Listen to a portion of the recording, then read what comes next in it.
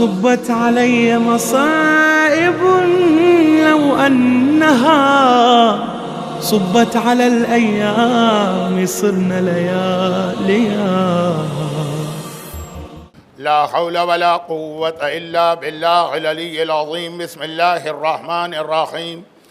الحمد لله الملك الحق المبين، والصلاة والسلام على حبيب إله العالمين سيدنا ونبينا ومولانا أبي القاسم محمد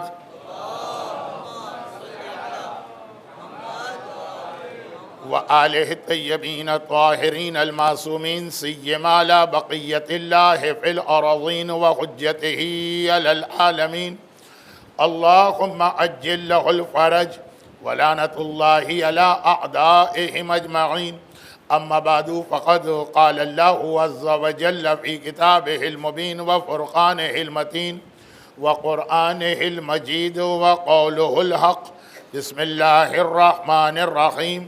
ولن تجد لسنة الله تبديلا. وقال ربنا لا تزغ قلوبنا بعد إذ هديتنا وهب لنا من لدنك الرحمة إنك أنت الوهاب.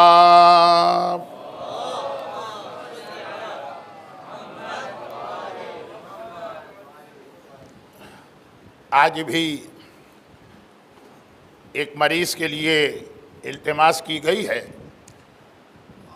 اور چونکہ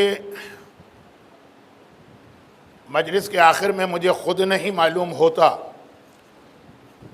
کہ کہیں ایسا نہ ہو کہ مجلس بہت لیندھی ہو جائے، دعا کا وقت نہ ملے، تو ہم یہ شروع میں ہی یہ دعا کر لیتے ہیں، یعنی وہی آیہ کریمہ 5 مرتبہ. بسم اللہ الرحمن الرحیم. امن یجیب المضطر اذا دعاہ ویکشف السوء. امن یجیب المضطر اذا دعاہ ویکشف السوء. امن یجیب المضطر اذا دعاہ ویکشف السوء. امن یجیب المضطر اذا دعاہ ویکشف السوء. امن یجیب المضطر اذا دعاہ ویکشف السوء. خداوندہ اس آیہ کریمہ کا واسطہ اور محمد و آل محمد کا واسطہ، خاص یہ بیمار جن کے لیے ریکویسٹ کی گئی اور دیگر تمام بیماروں کو شفائے کاملہ عطا فرما. عشرہ زینبیہ 1437 ہجرہ، آخری مجالس ہیں، اور جتنی باتیں بھی یا انکمپلیٹ ہیں یا اس کے بارے میں میرا وعدہ تھا کہ بعد کی مجالس میں آئیں گی، وہ انہی 3 مجلسوں میں آپ تک پہنچانا. مگر آج ابھی تک 3 گھنٹے باقی ہیں، ابھی تک 30 نومبر کی ڈیٹ ہے. آج کا دن کمپیوٹر سیکیورٹی ڈے کے نام سے ساری دنیا میں منایا جاتا. ایک اسپیشل ڈے ہے. Laptop, desk computer, smartphone, iPhone, iPad, یہ جتنی بھی چیزیں ان کے استعمال کرنے والے کو معلوم ہے کہ یہ کتنا بڑا مسئلہ ہوتا ہے کہ اس میں کوئی وائرس نہ آنے پائے، آپ کی قیمتی فائلیں ضائع نہ ہونے پائیں، آپ کے بہت سارے ریکارڈ دوسروں کے ہاتھ میں نہ لگنے پائیں.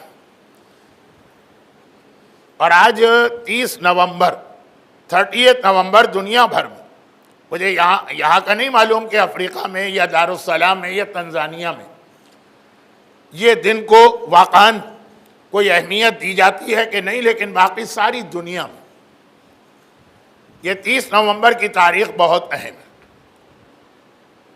مگر یاد رکھیے، اب دن ختم ہو رہا ہے، 3 گھنٹے کے بعد 1 دسمبر شروع ہو جائے گی. تو آج سارا دن دنیا میں جہاں یہ کمپیوٹر کی سیکیورٹی اور وائرس اور اینٹی وائرس اور فائر وال اور جتنی چیزیں کی گئی، وہ ہے اپنے دنیاوی انفارمیشن کو بچانے کے لیے. مگر 1400 سال پہلے اسلام نے کہہ دیا تھا کہ یہ دنیاوی سیکیورٹی سے زیادہ اہم چیز ہے اپنے ایمان کو بچانا. اس کے لیے ہمیں کوئی اینٹی وائرس پروگرام انسٹال کرنا ہوگا. آج سارا دن دنیا کے جس علاقے کو بھی میں نے وزٹ کیا، کمپیوٹر پر بیٹھے بیٹھے بار بار یہ کہا جا رہا ہے کہ کوئی اچھا اینٹی وائرس پروگرام انسٹال کیا ہے کہ نہیں، اور جسے انسٹال کیا ہے اسے اپ ڈیٹ کرتے رہتے ہیں کہ نہیں، اور روزانہ اپنی تمام فائلز کو اسکین کرتے ہیں کہ نہیں. جو 5 باتیں آج بہت زیادہ ریپیٹ ہوئی ہیں، ان میں 3 باتیں یہ ہیں. بھئی کمپیوٹر بگڑ گیا، وائرس آ گیا، آپ کی معلومات کسی نے ہیک کر لی، آپ کی فائلیں کسی کے پاس چلی گئیں، آپ کا پورا سسٹم جو ہے وہ خراب ہو گئے. مگر یہ اتنا بڑا نقصان نہیں ہے کہ اگر ایمان میں کوئی وائرس داخل ہو گئے اور وہ آپ کے ایمان کا خاتمہ کر گیا، تو وہ ایک ایسا لاس ہوگا جسے دوبارہ آپ ریکور نہیں کر سکتے. اور یہی وہ میسج ہے جو قرآن کریم اور احادیث نبوی میں بار بار دیا گیا. یہ کمپیوٹر وائرس ہیکنگ یہ تو سب آج کی چیزیں. ایمان کا وائرس 1400 سال پہلے یہ بتایا گیا، جو میں نے 2 مجلسوں میں علم احد الیکم یا بنی آدم ان لا تعبدوا الشیطان انہ لکم عدو مبین. یہ وہ ہیکر ہے. آج کی دنیا میں آپ جسے ہیکر کہتے ہیں، قرآن نے کہا وہ شیطان تمہارے ایمان کو ختم کرنا چاہتا ہے، نقصان پہنچانا چاہتا ہے، لوٹنا چاہتا ہے. ہر وقت اس کے بارے میں الرٹ بیٹھنا. یا اپنا ایک چھوٹا سا کمپیوٹر، تمہیں اس کی تو اتنی زیادہ فکر ہے، اور ہونا بھی چاہیے، بری بات نہیں ہے. لیکن ایمان، اس کے بارے میں کبھی تم نے سوچا ہے کہ نہیں کہ وہاں کوئی فائر وال لگائی ہے کہ نہیں، وہاں کوئی اینٹی وائرس پروگرام انسٹال کیا ہے کہ نہیں، وہاں پہ اس کو اپ ڈیٹ بھی کرتے رہتے ہو کہ نہیں. چنانچہ قرآن کریم کی یہ آیت جسے آج میں نے تلاوت کیا، سورہ آل عمران کی آیت تو ہے، مگر اس کی اہمیت بہت بڑھ جاتی ہے جب ہم یہ دیکھتے ہیں کہ شہزادی فاطمہ نے اپنے مشہور خطبے میں اس آیت کو تلاوت کیا تھا. اور یعنی اب وہ خطبہ فاطمہ پر شہزادی کی وفات کی مجلسوں میں بہت زیادہ آج کل ڈیٹیل گفتگو کی جاتی ہے، مگر شہزادی کے اس خطبے میں یہی بتایا جا رہا تھا. یہ آیت شہزادی نے اپنے خطبے میں کہاں تلاوت کی؟ پارٹ 1 کمپلیٹ ہوا، پارٹ 2 شروع ہو رہا.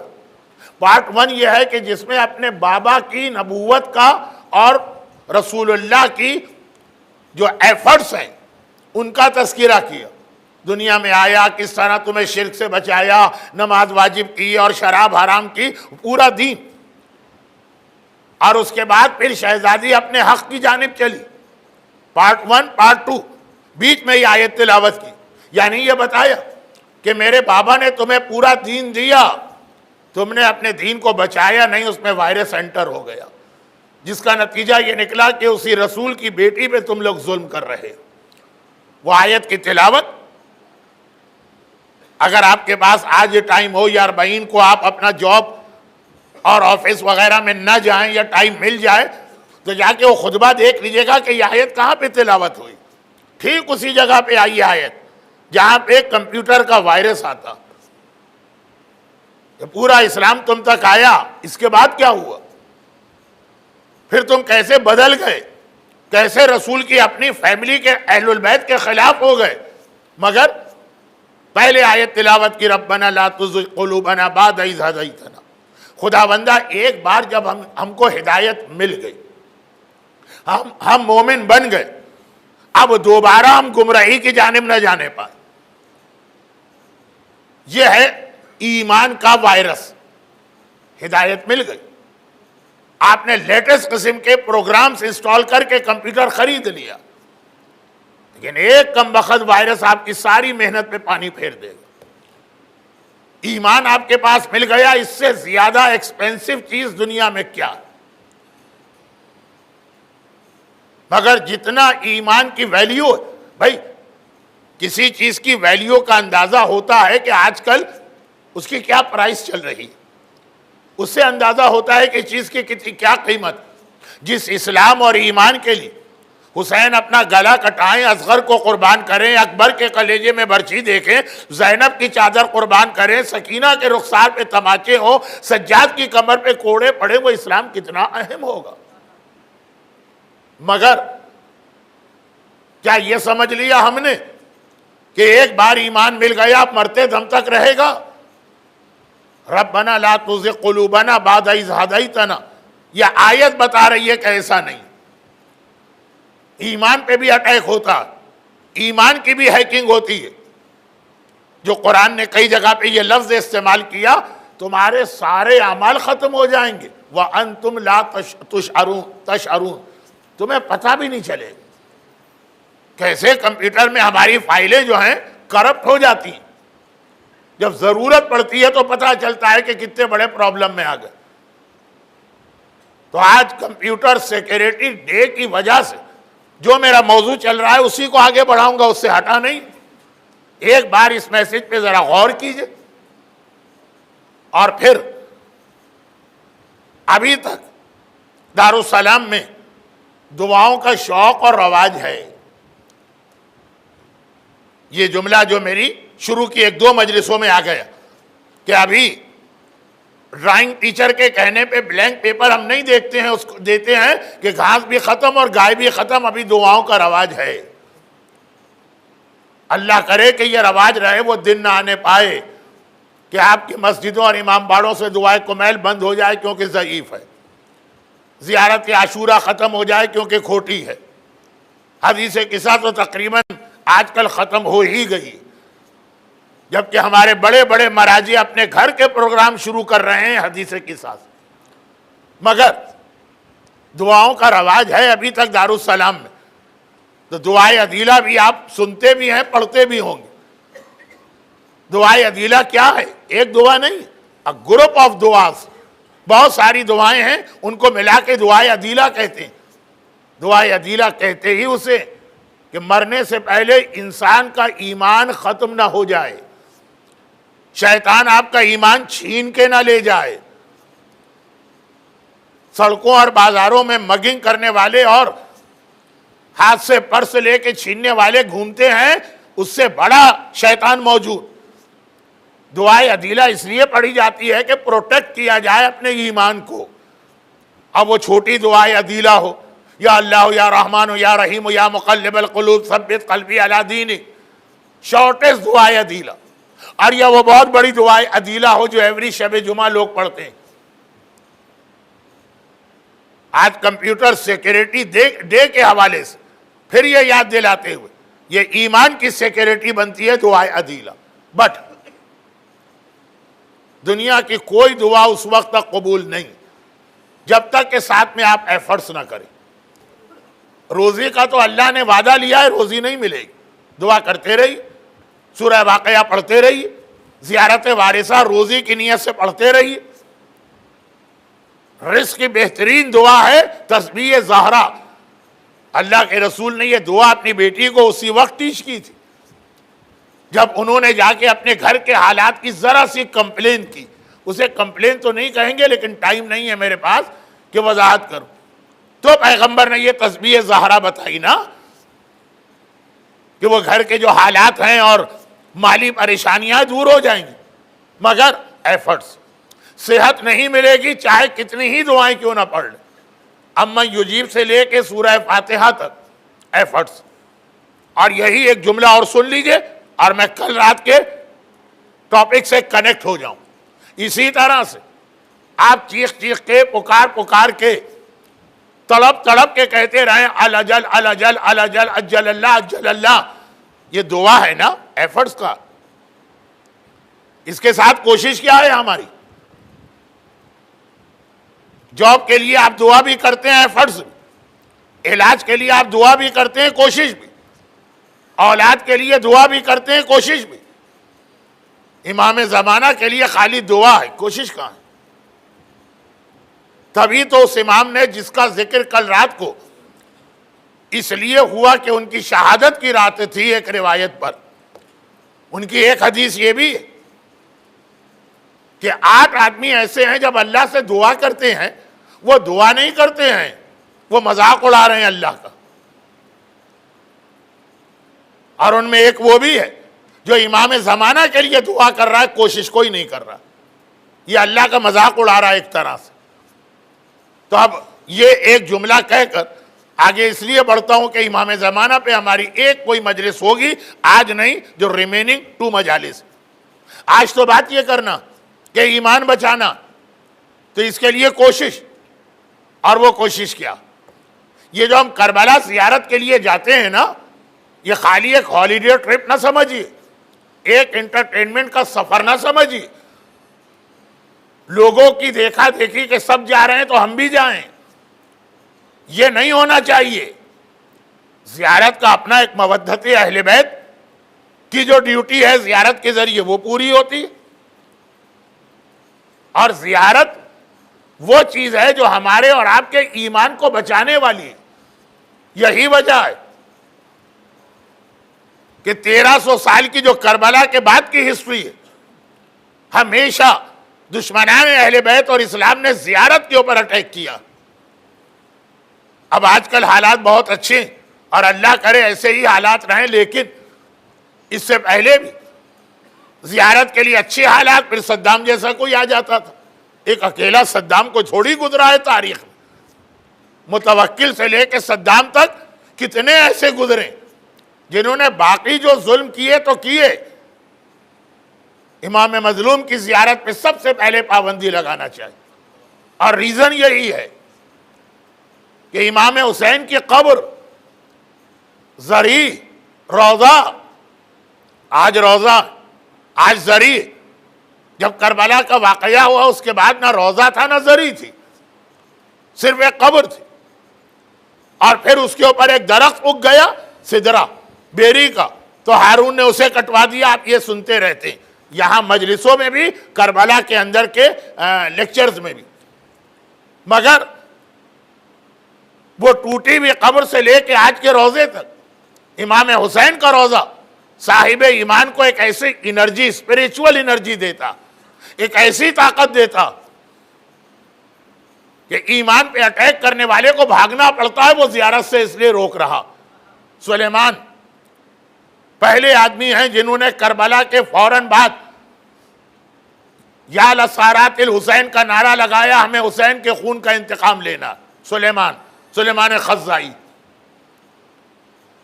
لیکن پہلے گئے تھے کربلا. یہ کربلا کے واقعے کے صرف 5 سال بعد کی بات ہے. ٹوٹی ہوئی قبر جلتے سورج کے نیچے، جو آج دشمنان اسلام وہابیوں نے جنت البقیع میں ائمہ اور شہزادی کے قبر کے ساتھ کیا. اس وقت تو قبر ہی تھی، روضہ نہیں بنا تھا. لیکن وہیں جا کے تو روتے روتے قسم کھائی تھی آقا حسین سے. مختار، کسی نے مجھ سے کہا تھا کہ مولانا مختار پہ بھی کچھ بات کریں، لیکن مختار کے بارے میں 2 مسئلے. نمبر 1، یہ اتنا بڑا ٹاپک ہے کہ اگر اس پر میں بات کرتا تو پورا عشرہ زینبیہ خالی مختار نامہ بن جاتا. اور یقیناً ایک انٹرسٹنگ ہسٹری ہے، لیکن میسج اس میں ذرا کم ہے. جو اس کا باٹم لائن کا میسج ہے وہ ہماری مجلسوں میں آ رہا کہ مختار کی سٹوری سے ہمیں کیا میسج مل رہا.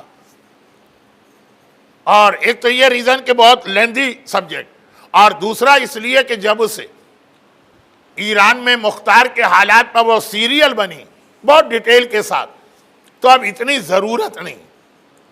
مگر مختار ہوں اور مختار کا لفظ آ گیا تو ایک جملہ کہہ کے میں اپنے اصل موضوع کو آگے بڑھاتا ہوں. کل میں نے کہا تھا کہ رسالت ہو کہ امامت، وہ کسی کی محتاج نہیں ہے، صرف اللہ کی.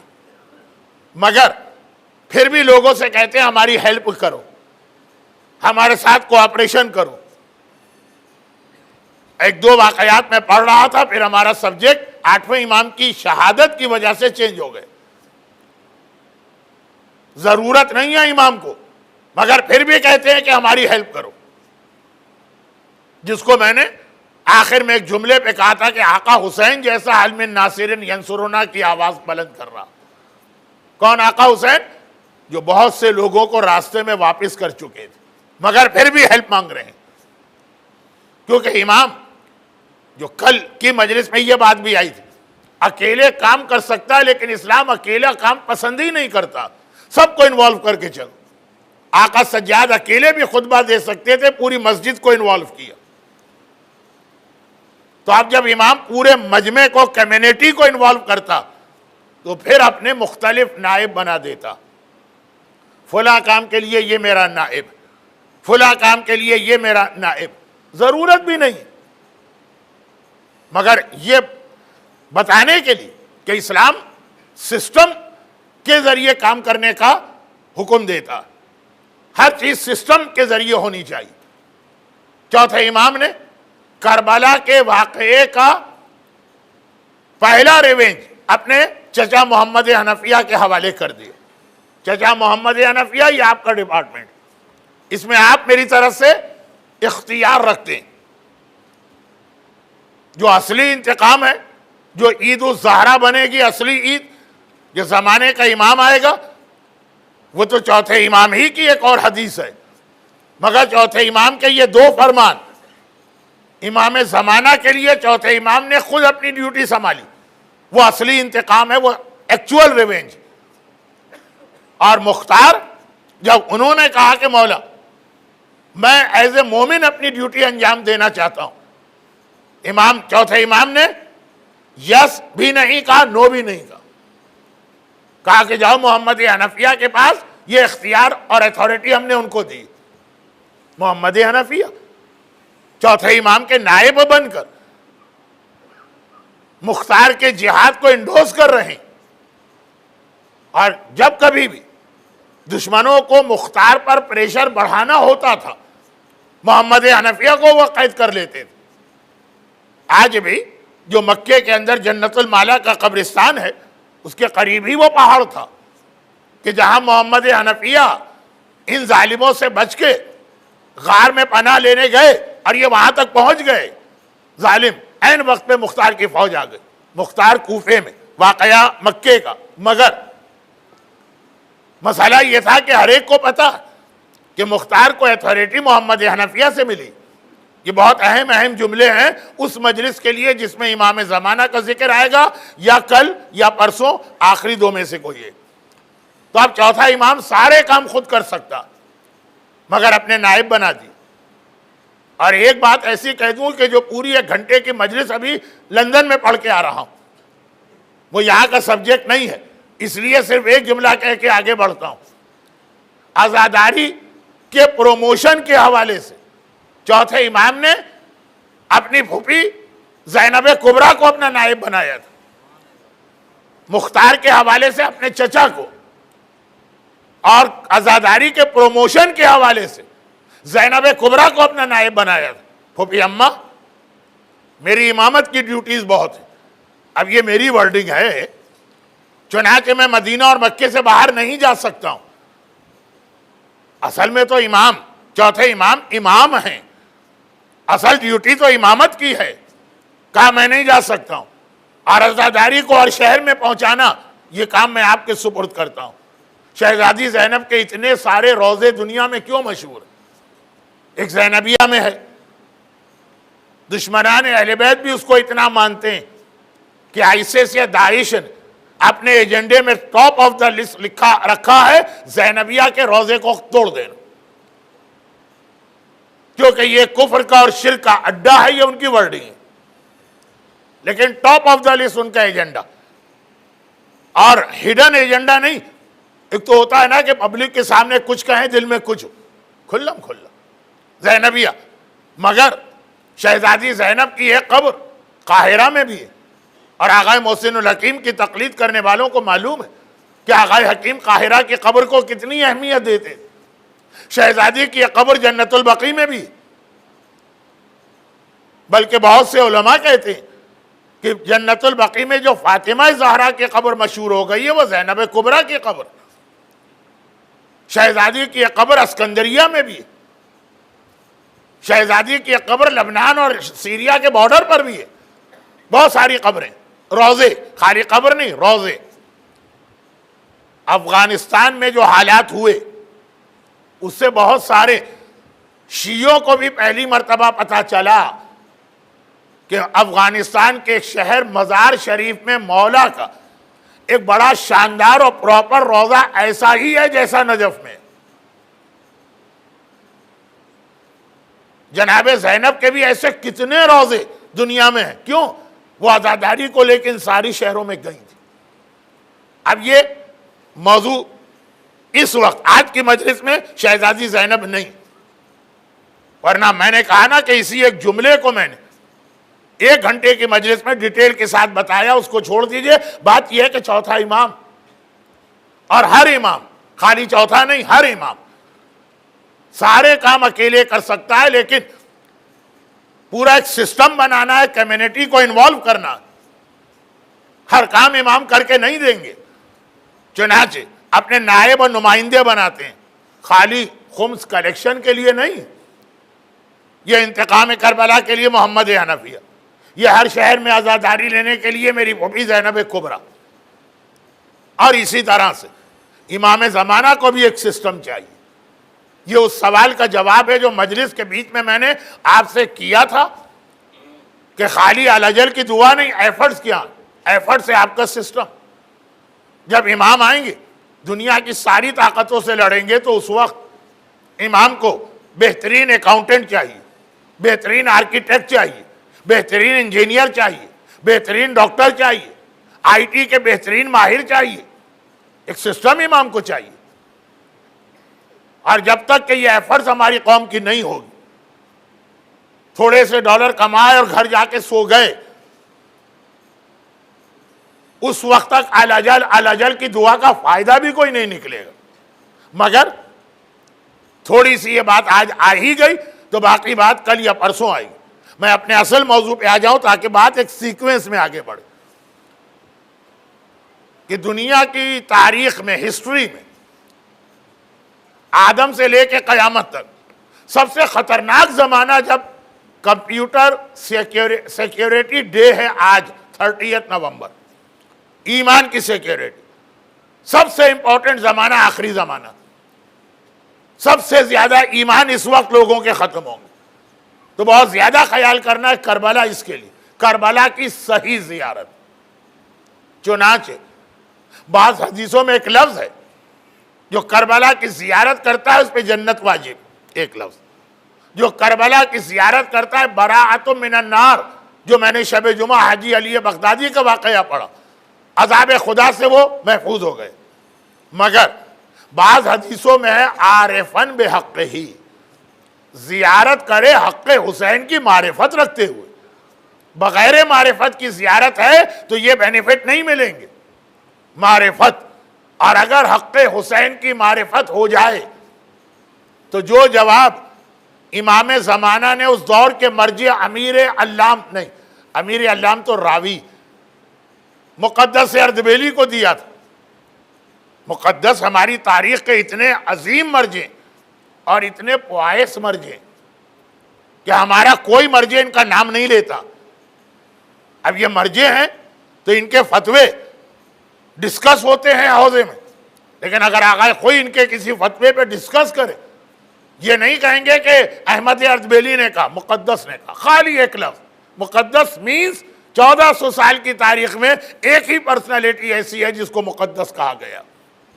لیکن جب یہ امام زمانہ سے ملے تھے، امام نے ان سے کیا کہا تھا، اور وہ جملہ بھی ان کے اپنے اس شاگرد نے کوٹ کیا، امیر علام، جو ان کے بعد مرجع بنے. یوزولی مرجع کے فوراً بعد اس کا اسٹوڈنٹ مرجع نہیں بنتا، جنریشن گیپ ہوتا ہے، کچھ وقت لگتا. حضرت امام خمینی کے بعد رہبر آیت اللہ خامنائی کی مرجعیت، اور آیت اللہ خوئی کے فوراً بعد آیت اللہ سیستانی کی مرجعیت. ایسی ایگزامپل ہسٹری میں بہت کم ہے. اسٹوڈنٹ مرجع بنتے ہیں، لیکن اصل مرجع اور اس کو اسٹوڈنٹ کے بیچ میں 3-4 مڈل ایج والے بھی مرجع ہوتے ہیں. مگر یہ امیر علام اتنے بڑے عالم، نام بھی کسی نے نہیں سنا ہوگا سوائے ان لوگوں کے جن کو یہ واقعہ معلوم ہے.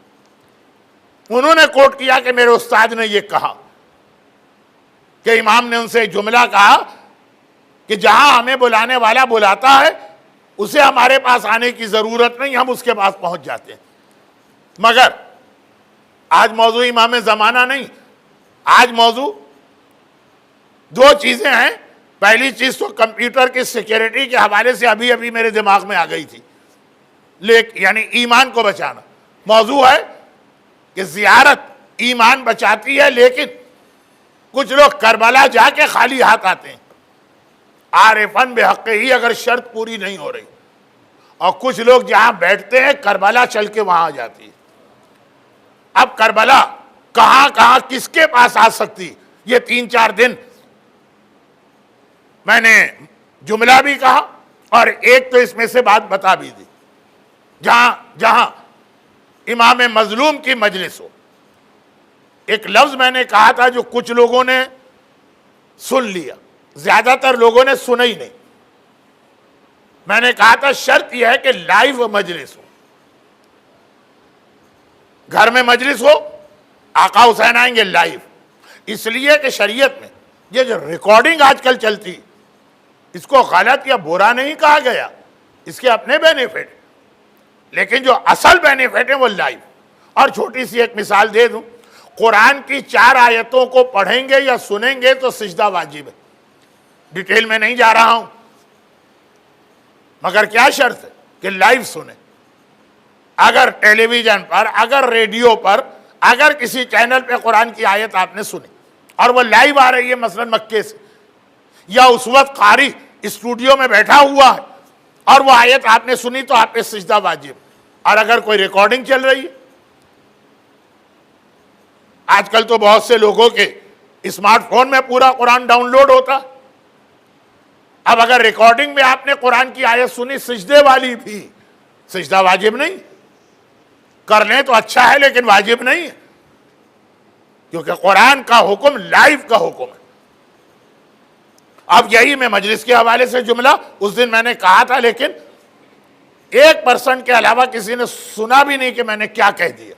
لائیو مجلس، اس بچے کو سامنے بٹھائیں اپنے گھر میں، 2 نوحے کے شعر اس سے سن لیں، ہو گئی لائیو مجلس۔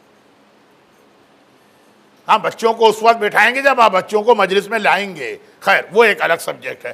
دوسری چیز، اب وہی مجلس کو وہیں پہ روک کے نہیں رکھنا ہے جہاں 2 دن پہلے رکی ہوئی تھی، آگے بڑھنا۔ دوسری چیز، یہ واقعہ بہت ڈیٹیل کے ساتھ میں نے ماہ رمضان میں شاید پڑھا تھا، شاید یاد نہیں۔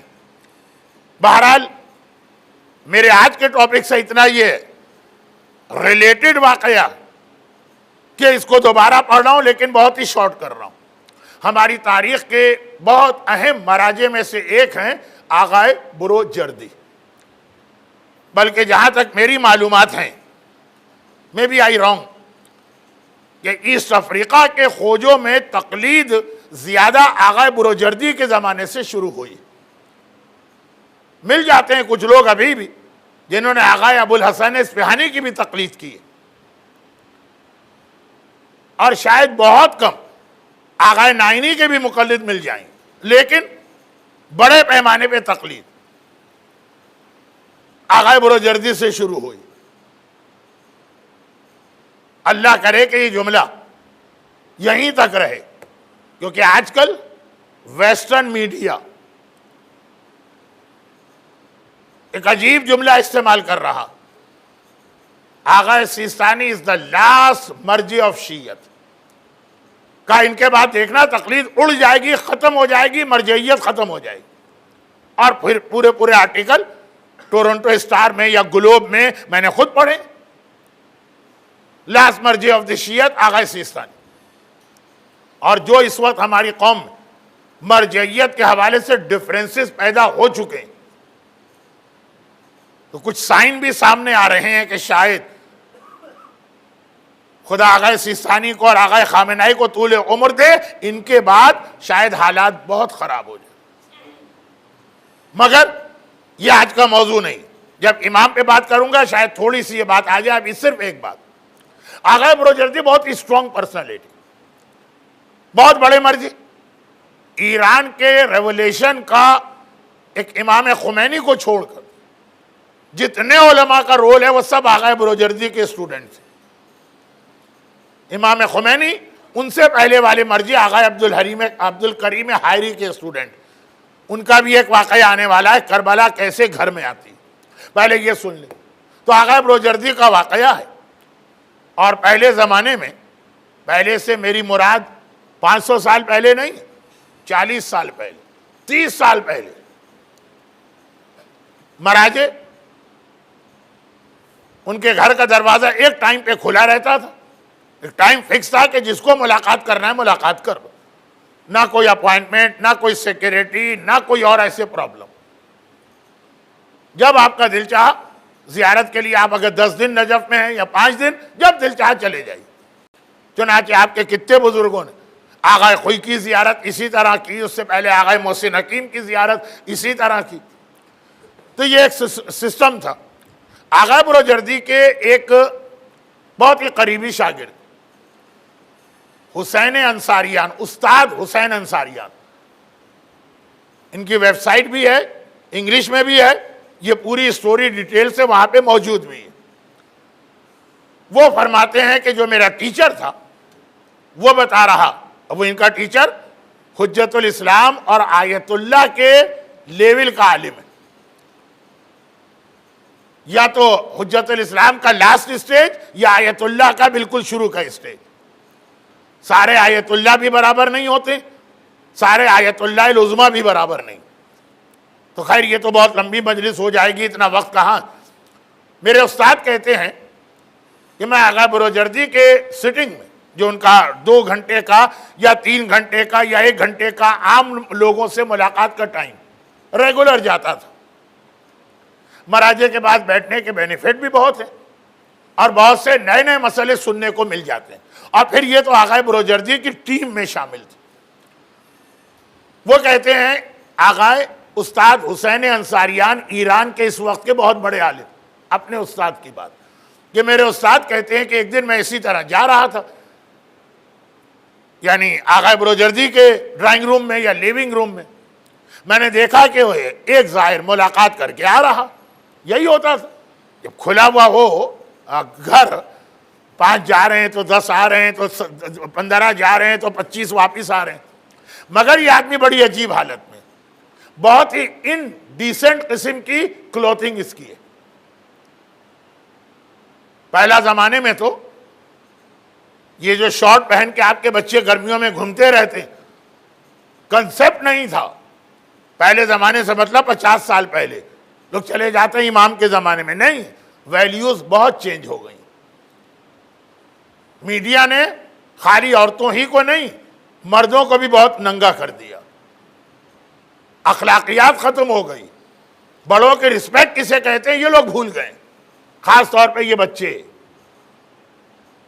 لیکن اس طرح سے اگر اس اسٹائل میں مجلس پڑھتا رہا تو آج تو ریکارڈ ٹوٹے گا 3 گھنٹے کا، جو میں آج بریک نہیں کرنا چاہتا، ورنہ میں خود بریک ہو جاؤں گا یا بریک کر دیا جاؤں گا۔ خیر، تو واپس آئیے اصل جملے پر۔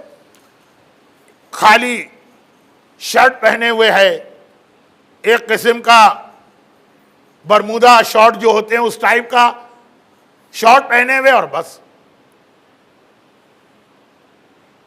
عام لوگوں کے سامنے اس ڈریس میں کوئی نہیں جاتا، کہاں مرجے۔ آپ نے دیکھا ہوگا نا کتنی ہی ایسی لیڈیز جو یورپ اور امریکہ میں مومنات، کتنے بےہودہ لباس ہیں، لیکن مرجے سے ملنے جاتی ہیں تو کم از کم سر پہ ایک چادر ہوتی ہے۔ اچھی بات ہے، سائن آف رسپیکٹ۔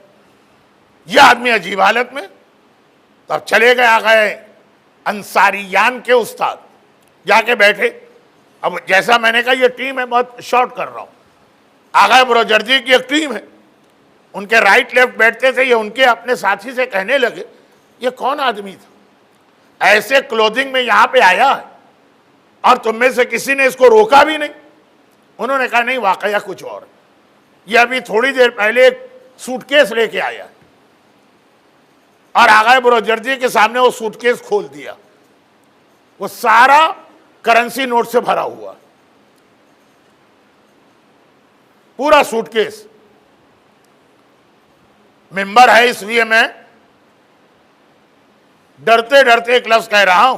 کسی نے مجھ سے کہا کہ مولانا اس کے لیے ایک لفظ استعمال ہوتا ہے پیٹی یا کھوکھا، اب مجھے نہیں پتا کہ یہ لفظ کہاں سے آیا، کون لوگ استعمال کرتے ہیں، میں تو کہتا ہوں سوٹ کیس کرنسی نوٹ سے بھرا ہو، اور آدھے سوٹ کیس میں ہے گولڈ، اور آقا کے سامنے رکھا اور کہا کہ میں تہران کا، یہ شاہ ایران کا وہ زمانہ جب امام خمینی نے انقلاب کی آواز بلند نہیں کی تھی، یعنی اتنی خرابیاں تھیں، یہ والی خرابیاں جس کی وجہ سے امام خمینی کو اسلامی انقلاب کا سلسلہ شروع کرنا پڑا، تو بہت ہی الٹرا موڈ کہا میں وہاں پہ شراب خانے چلاتا ہوں، شراب بنانے کی فیکٹری ہے، ڈرگ میں انوالو ہوں، کیسینو ہے میرے، باقی چیزیں دارالسلام کے لوگ نہیں سمجھیں گے، کراچی کے لوگ سمجھیں گے، قبضہ مافیا ہے، چائنا کٹنگ ہے، زمینوں پہ قبضہ، لوگوں کی پراپرٹی پہ قبضہ، لوگوں کے بزنس پہ قبضہ۔ تہران کا ایک بہت ہی مشہور میں غنڈہ تھا، اکیلا نہیں، پورا ایک میرا گینگ تھا۔ بس ایک بار میں نے توبہ کر لی، اب وہ واقعہ بھی ہے لیکن وہ پھر میرے آج کے موضوع سے ہٹ کر، اور جب توبہ کی تو جیسا کہ آپ کو یاد ہوگا میں نے ایک مجلس میں کہا تھا، توبہ وداؤٹ نالج کچھ نہیں، علم ہونا چاہیے۔ تو اس غنڈے بدماش کو اتنا علم تھا جو ہمارے ہاں بہت سے نماز شب پڑھنے والے مومنوں کو نہیں، کہ توبہ کسے کہتے ہیں۔ کہا کہ توبہ کر لی تو توبہ یہ نہیں ہے کہ کل سے یہ سارے کام بند، آج تک جتنا کمایا اور ارن کیا یہ بھی واپس کرو، سارے شراب کی فیکٹریاں بند کی، سارے کیسینو بند کیے، ساری ناجائز پراپرٹی واپس کی، لیکن جس کے آنر کا پتہ ہی نہیں، شراب بیچی ہے کس کس کے ہاتھ بیچی، کیسے ڈھونڈے اور اس کو پہنچائیں، تو پھر یہ رقم کہاں جاتی ہے؟ مرجے کے پاس۔ وہ سارا میں نے بیچا، ایون اپنا مکان بیچ دیا کیونکہ حرام پیسے سے بنا تھا، اپنی سواری بیچ دی، اتنا پیسے والا، اس کی تو گاڑی بھی مرسیڈیز سے بھی آگے کی تھی، فریری وریری یا کیا لمبرگانی وغیرہ کیا مجھ سے تو نام بھی نہیں لیا جاتا، سب بیچ دیا میں نے، سب حرام پیسہ، اور یہ سارے پیسے میں لے کے آپ کے پاس آیا ہوں، اور بس سے آیا ہوں، جو زندگی میں کبھی بس پہ نہیں بیٹھا، لیکن یہ کہ اب توبہ کی ہے تو توبہ سچی کرو نا، اللہ سے مذاق تو نہ کرو۔ یہ سب میں لے کے آیا کہ مجھے پتا یہ مرجے کا حق، ہمارے مومنوں کو آج تک خمس کے بارے میں نہیں پتا کہ یہ مرجے کا حق بھی ہے کہ نہیں، اب وہ خمس تو چھوڑو، کہیں سے تمہارے مال میں حرام آ جائے وہاں پہنچانا۔ اب میں یہ لے کے آیا تاکہ میری توبہ صحیح ہو جائے۔ آغا برجردی نے صرف ایک سوال کیا، کہا دیکھ میں خود ڈیٹیل میں نہیں جاتا، لیکن چونکہ تو سچی توبہ کرنا چاہتا تو ایک بات بتا دے، یہ جو ڈریس تو نے پہنا یہ حلال پیسے کا ہے کہ یہ بھی حرام پیسے کا ہے؟ کہا یہ بھی حرام پیسے کا ہے، میرے پاس تو حلال کچھ تھا ہی نہیں۔ تو کہا اگر توبہ سچی کرنا ہے تو یہ بھی دینا پڑے گا۔ اب سچی توبہ تھی،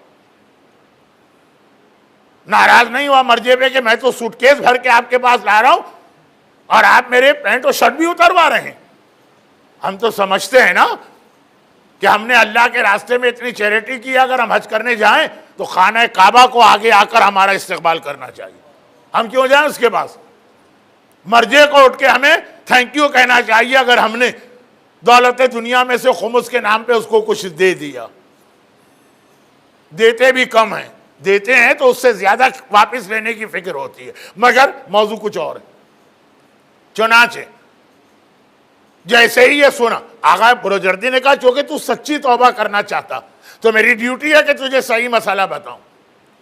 اس نے ایک مرتبہ اپنا ڈریس بھی اتار دی، صرف جو انڈر گارمنٹ ہوتے ہیں جو ویسے بہت برے لگتے ہیں مرجے کے سامنے اور برے لگیں گے، لیکن جب واجبات انوالو ہو جائیں، عام دنوں میں حج اور عمرے کا احرام کتنا برا لگتا، حج میں 20 لاکھ 30 لاکھ 3 ملین 4 ملین وہی کپڑے پہن کے گھومتے، وہ واجبات ہے، اور یہ کہہ کے اس نے یہ لباس بھی دیا اور واپس چلا، آسمان کو دیکھا، خدا بندہ میں نے اپنی ڈیوٹی انجام دے دی، حرام مال مرجے تک پہنچا دیا۔ یہی جملہ ہماری سمجھ میں نہیں آتا، ہم آگے سوال کرتے ہیں پھر مرجے کیا کرتا، کہاں خرچ کرتا ہے خمس، کیا اس کا حساب کتاب ہے؟ مرجے کے گھر میں جاتا ہے تو اس کے بچے یا بچیاں تو اس کو استعمال نہیں کرتے، یہ تمہارا مسئلہ ہی نہیں ہے، تمہیں وہاں تک پہنچانا ہے، اس کے آگے کیا ہوتا ہے یہ امام جانے جنہوں نے اس کو نائب بنایا، یہ تمہارا کام ہی نہیں ہے۔ یہ غنڈہ، بدماش، شرابی، جواری، خدا بندہ میں نے اپنا کام کر دی، جو میری ڈیوٹی تھی، یہ کہے کہ وہ باہر چل۔ آقا نے اسے روکا، کہا کہ واپس تو جا رہا ہے، تہران جائے گا کیسے، واپسی کا کرایہ ہے؟ کہا نہیں وہ تو میں بھول گیا۔ آقا نے اسے واپسی کا کرایہ اپنی جیب سے دیا اور ایک رقم بہت چھوٹی سی، مثلا $100، کہا کہ اب جائے گا تو وہاں تیرے پاس کچھ نہیں، بیوی ہے، بچے ہیں، کھانا بھی تو دینا ہے، اس سے کوئی چھوٹا سا بزنس سٹارٹ کر دے۔ اب بات ختم۔ اب خود آغائے انصاریان کہتے ہیں، خود آغائے انصاریان ابھی تک اپنے استاد کا واقعہ سنا رہے تھے لیٹ 50s کا، اب آغائے انصاریان حوضے سے فارغ ہو گئے، بہت بڑے عالم بن گئے، اور لیٹ 70s میں تبلیغ شروع کر دی۔ چنانچہ تہران بھی بلائے گئے، چونکہ بہت ہی اچھی ان کی سپیچ ہوتی ہے، ایک ایک مجلس میں کتنے کتنے لوگ توبہ کر کے اٹھتے ہیں، تو تہران میں بہت زیادہ پاپولر تھے، وہاں گناہ بھی زیادہ تھے شاہ کے زمانے میں، یہ شاہ کا بالکل آخری زمانہ تھا، وہاں بلائے گئے۔ لیکن جہاں جاتے ہیں لوگ کہتے ہیں کہ تہران میں کتنا نیک اور مقدس آدمی رہتا کہ آج تک ہم نے نہیں دیکھا، اور الگ الگ علاقوں کے لوگ، ان کو شوق ہوا میں بھی تو اس مومن سے ملوں، گئے اور کہا کہ اتنے لوگ آپ کی تعریف کر رہے ہیں، آپ ذرا یہ بتائیے کہ آپ کے والدین نے آپ کی تربیت کس طرح کی کہ آپ اتنے نیک بن گئے؟ وہ مسکرائے، کہا کہ باقی لوگوں سے کہا باہر چلے جاؤ، کہا یہ میں کسی کو نہیں بتاتا کیونکہ اسلام میں اپنا عیب بھی چھپانے کا حکم ہے، لیکن آپ چونکہ اتنے بڑے عالم اور لوگوں کو بینیفٹ پہنچائیں گے تو میں آپ کو بتا دوں، مجھ سے زیادہ گناہگار، غنڈہ، بدماش کوئی نہیں تھا تہران۔ پھر میں نے ایک سچی توبہ کی جس کا یہ نتیجہ نکلا۔ ان عالم آغا انصاریان کو یاد آ گیا میرے ٹیچر نے جو ایک واقعہ بتایا، میں نے کہا وہی تو نہیں جن کا ڈریس آغا بروجردی نے اتارا تھا اور ان کو کرایہ بھی دیا تھا اور بزنس کے لیے $100، کہا کہ وہی، اور آغا کا جو لون تھا میرے پاس واپس کیا بعد، مگر اتنی برکت ہوئی کہ جو حرام سے میں کما رہا تھا اس سے زیادہ مجھے حلال سے مل رہا، سارے حلال بزنس۔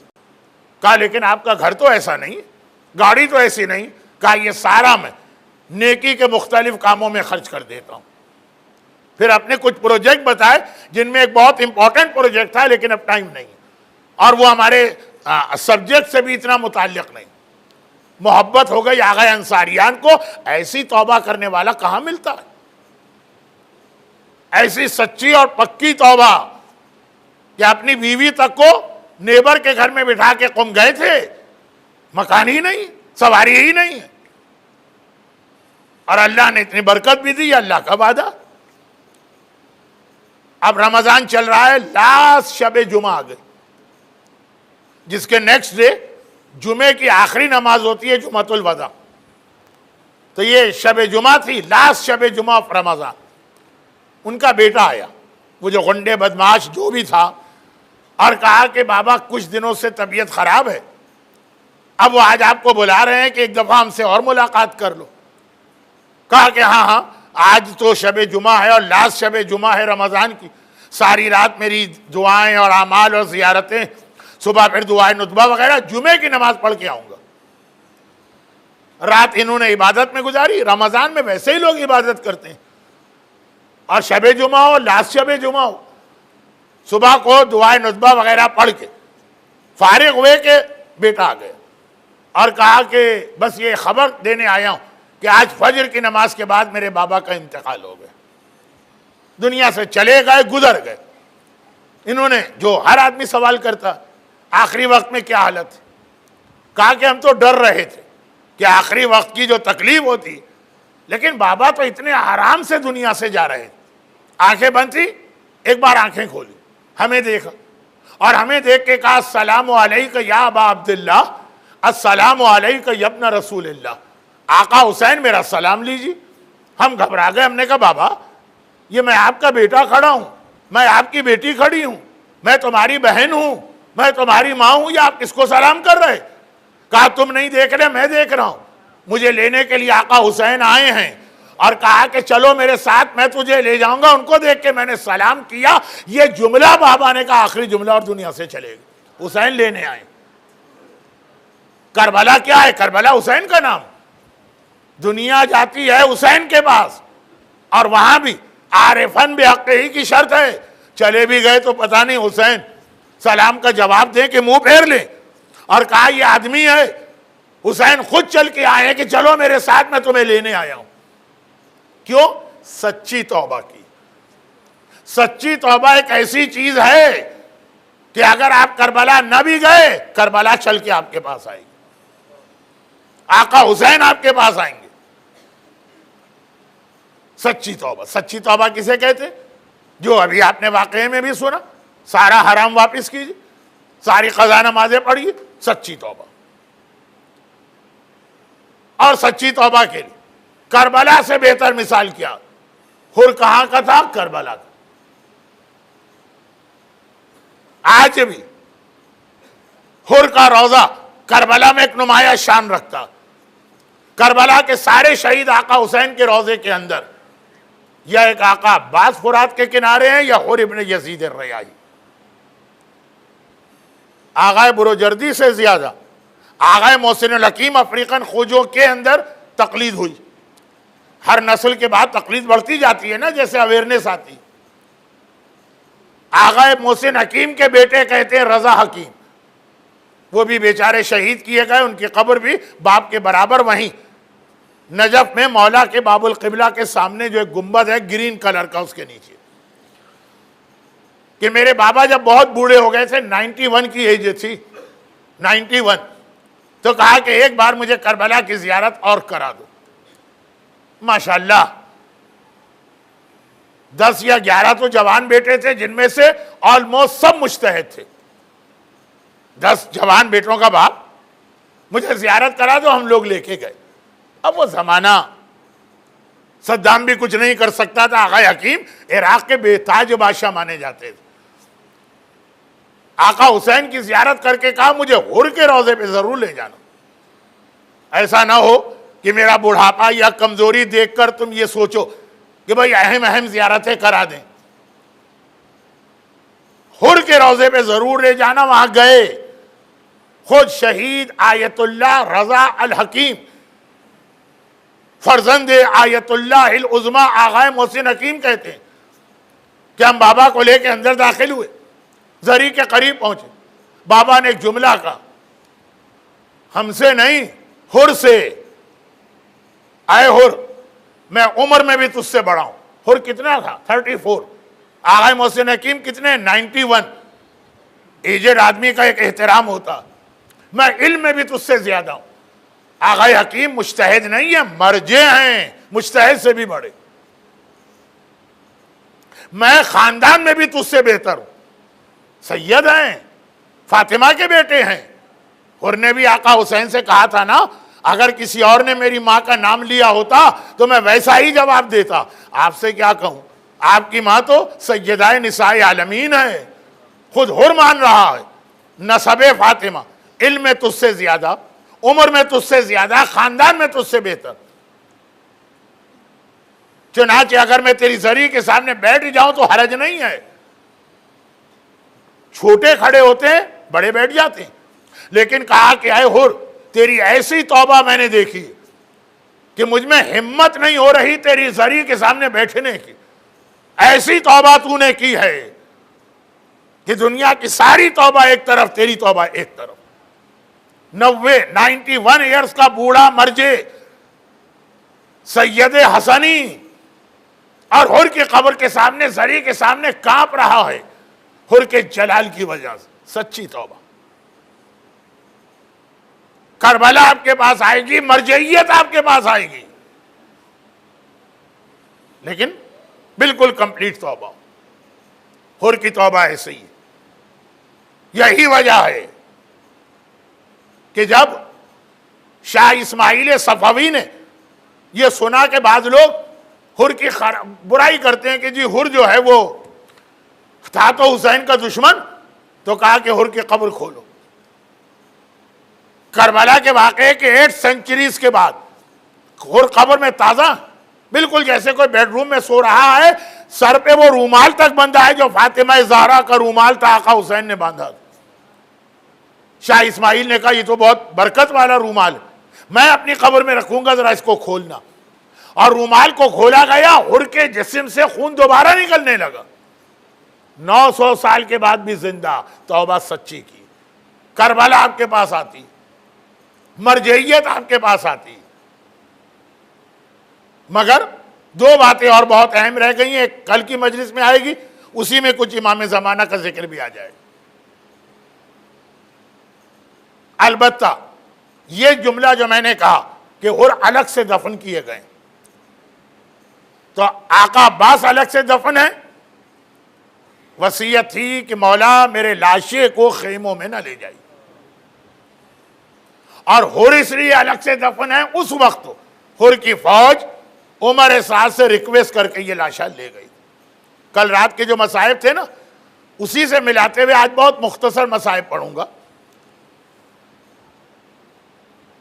کہ باقی سارے وہیں دفن ہیں.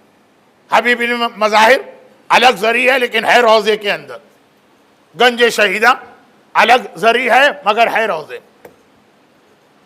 یہ ساری جو میتیں آقا سجاد نے دفن کی، اس میں ایک میت مجھ کو بہت پریشان کرتی، اور وہ یہ کہ تاریخوں میں 2 ایسی باتیں لکھی جو سمجھ میں نہیں آتی جب تک کہ ریاض القدس کی ایک حدیث پر آپ توجہ نہ دیں. اب ختم بات. 2 باتیں لکھی. پہلی بات یہ لکھی کہ آقا نے سارے لاشیں میدان کربلا میں ایک ہی جگہ رکھے.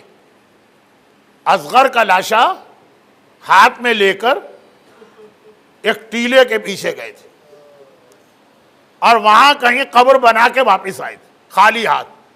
اصغر کی میت کو دوسرے لاشوں کے ساتھ نہیں رکھا گیا. اصغر کو دفن کر کے آئے. واحد کربلا کا اونلی شہید ہے جسے آقا حسین نے خود دفن کیا. بعض علماء کہتے ہیں شاید اس لیے کہ بعد واقعہ کربلا اگر لاشوں پہ گھوڑے دوڑائے جائیں تو 6 مہینے کا اصغر تو گھوڑوں کی ٹاپوں تلے نہ آئے. ایک تو یہ روایت ہے، یہ بھی ہے کتابوں میں، اور ایک یہ کہ شہزادہ علی اصغر اس وقت اپنے باپ کے ساتھ اسی زری میں دفن ہے. ہاں، زری میں بھی اختلاف ہے. کچھ کہتے ہیں آقا حسین کے پاؤں کی طرف علی اکبر کے برابر علی اصغر کی قبر ہے. کچھ کہتے ہیں کہ نہیں، آقا حسین کے سینے سے ملا کے اصغر کو دفن کیا گیا. کس نے دفن کیا؟ چوتھے امام نے. 2 روایتیں، یا آقا حسین کے سینے سے یہ بچہ لپٹا ہوا ہے، اور یا پھر آقا حسین کے پائنتی ہے، لیکن ہیں اسی زری کے اندر. تو اب ایک سوال پیدا ہوتا ہے کہ جب آقا حسین نے ہرملا کے 3 بھال سے اصغر کا گلا چھد گیا تو ٹیلے کے پیچھے لے جا کے دفن کیا، تو یہ زری میں اصغر کہاں سے آ گئے؟ اور اگر زری میں نہیں ہے اور ٹیلے کے پیچھے، وہ قبر کہاں ہے؟ مقام علی اصغر تو آج بھی آپ کو کربلا میں ملے گا. آپ کے کتنے ساتھی آج کربلا پہنچ چکے ہوں گے ظاہر، اور مقام علی اصغر کی زیارت جہاں حسین کی گود میں اصغر مارا گیا، قبر علی اصغر کہاں ہے؟ اور دونوں روایتیں ہیں کتاب میں. ٹیلے کے پیچھے جا کے دفن کیا، کسی کو پتہ نہ چلا. زری میں یہ اپنے باپ کے سینے پر ہیں یا اپنے باپ کے پائنتی ہیں. یہ 2 الگ الگ باتیں کیسے جمع کریں؟ اب آئیے ریاض القدس کی ایک روایت سنیے اور ختم بات. ریاض القدس کی روایت یہ ہے کہ جب کربلا کا واقعہ مکمل ہو گیا، 11 محرم کو لشکر عمر سعد چلنے لگا، تو اپنے تو سارے لاشیں اٹھا لیے. کل میں نے کہا تھا کوفہ بہت دور نہیں ہے، یہ سارے لاشیں اپنے ساتھ لے کے کوفے گئے. حسینی فوج کے لاشیں زمین کربلا پہ پڑے. عمر سعد نے کہا ان کے سر کاٹے جائیں، ہم نو کے نیزہ پر یہ سر لگا کے اس لشکر کے آگے لے چلیں گے. آگے آگے کٹے سر جائیں گے، پیچھے پیچھے قیدیاں ہوں گے، قیدی عورتیں ہوں گی. اب یہ سر کاٹے جانے لگے. عباس کا سر نیزے پہ بلند نہیں ہوا، وہ تو خولی کے گھوڑے کی گردن میں باندھ دیا گیا. مگر جب سارے سر کاٹ لیے عمر سعد نے ایک بار کہا ارے اس میں اصغر کا سر تو نظر ہی نہیں آ رہا، ہائے وہ ننھا سا سر، ہائے وہ 6 مہینے کے بچے کا معصوم چہرے والا سر۔ عمر سعد نے کہا کہ وہ سر تو نظر نہیں آ رہا، اصغر کا لاشا کہاں ہے؟ سپاہیوں نے کہا اصغر کا لاشا بھی نظر نہیں آ رہا، یہ اکبر کا لاشا ہے، وہ عباس کا لاشا وہاں ہے، وہ قاسم کا لاشا ہے، وہ فلاں کا لاشا ہے، یہ ان کا لاشا، اصغر کا لاشا نظر بھی نہیں آ رہا۔ عمر سعد نے کہا اصغر کا لاشا کہاں گیا؟ کچھ سپاہیوں نے کہا کہ اے عمر سعد، ہاں یہ ہم نے دیکھا تھا حسین اصغر کو لے کے آگے بڑھ رہے ہیں، ایک ٹیلے کے پیچھے گئے اور جب واپس آئے تو خالی ہاتھ آئے تھے، ایسا لگ رہا ہے کہیں زمین میں دفن کر کے آ گئے۔ اب کیسے پتا چلے؟ وہاں کوئی نشان قبر تو حسین نے بنایا نہیں۔ کل میں نے پڑھا تھا کہ سردار بنی اسد پریشان ہے، لاشیں کیسے دفن کریں۔ آج آپ سن رہے ہیں کہ عمر سعد پریشان ہے، اصغر کا لاشا کہاں سے ملے کہ اس کا سر کاٹا جائے۔ ایک مرتبہ شمر نے کہا اے حاکم گھبرا نہیں، اصغر کا لاشا میں ڈھونڈ کے لاتا ہوں۔ اور معلوم ہے کس طرح ڈھونڈ کے لایا؟ یہ ریاض القدس کی روایت ہے۔ ایک نیزہ ہاتھ میں لیا، وہ ٹیلے کے پیچھے گیا، بار بار وہ نیزہ زمین میں گاڑتا ہے، نیزہ نکالتا، خالی نیزہ نکلا، پھر آگے بڑھ کے یہ نیزہ زمین میں گاڑا، پھر خالی نیزہ نکلا، پھر یہ ہوا، لیکن ایک مرتبہ جو نیزے کو زمین میں گاڑا تو اس طرح سے نیزہ نکلا کہ ششماہ اصغر کا ننھا سا لاشا نو کے نیزہ پہ نظر آ رہا ہے۔ شمر کے ہاتھ میں نیزہ ہے، نیزے پہ اصغر کا ننھا سا معلق جسم ہے۔ شمر نے یہ دیکھا، ایک بار لاشا لے کے عمر سعد کے پاس آیا اور کہا کہ لاشا میں نے ڈھونڈا ہے، اب سارا کام میں کروں گا۔ یہ کہے کہ زمین پہ بیٹھا، ایک ہاتھ میں اصغر کا لاشا پکڑا، دوسرے ہاتھ سے جیب سے خنجر نکالا، یہ خنجر اصغر کے گلے پہ رکھا، اصغر کا گلا کٹا۔ یہ منظر در خیمہ پر سکینہ نے دیکھا، ہائے میرا چھوٹا بھائی، ہائے میرا ششماہ۔ ایک بار پلٹ کی آواز دی، پھوپھی زینب، اماں رباب، کربلا میں ہر ایک مرتبہ مارا گیا، ہائے میرا اصغر دوبارہ مارا جا رہا ہے، تیر سے بھی شہید ہوا، خنجر سے بھی۔ خدا بندہ، کربلا کے اس سب سے کم سن لیکن سب سے مظلوم شہزادہ علی اصغر کے مصائب کا واسطہ، جو مومنین اور مومنات آج کی مجلس میں ان کو، ان کے گھروں کو، ان کے گھر والوں کو، ان کی اولادوں کو دنیا اور آخرت کی ہر پریشانی سے محفوظ فرما، دنیا بھر کے مظلوم صاحبان ایمان کی مدد فرما، صف عزا پہ بیٹھنے والوں کی ساری حاجتیں پوری فرما، ہمارے تمام مرحومین کی مغفرت فرما، بیماروں کو شفائے کاملہ عطا فرما۔ خصوصاً مجلس کے شروع میں جن بیمار کے لیے امن یجیب المضطر اذا دعاہ ویکشف السوء کی تلاوت کی گئی، انہیں شفائے کاملہ عطا فرما، ظہور امام زمانہ میں تعجیل فرما۔ ماتم حسین۔